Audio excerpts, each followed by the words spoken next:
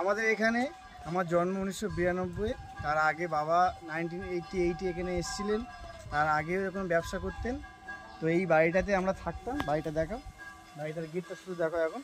আর এদিকে হচ্ছে ডিমাপুর চলে গেছে, আর এদিকে হচ্ছে ডিফু স্টেশন। আর এই যে ব্রিজটা সামনে দেখা যাচ্ছে, ওইখান থেকে ওয়ান ওয়ে ছিল, মানে ব্রিজের ওপরে যখন ওটা হতো তখন সাইড দেওয়ার জায়গা ছিল না, তাই তার পাশে একটা ব্রিজ করা হয়েছে। তো আজকে এত বছর পরে আবার এসছি এখানে, এই পুরনো স্মৃতি এই বাড়িতে। এই রঞ্জিত জেঠু বাবার বন্ধু ছিলেন, তো আবার আমরা এত বছর পরে আবার এখানে আসতে পেরেছি। ঠিক আছে, তো এই বাড়ির এই গেটে অনেক পুরনো স্মৃতি। আমার এই দিদি এরা সব এখানে বড় অবস্থায় ছিল, আর আমার মা দীর্ঘ 30 বছর পরে এসছে। বেশি হবে না, 30-এর বেশি, আরো বেশি হবে।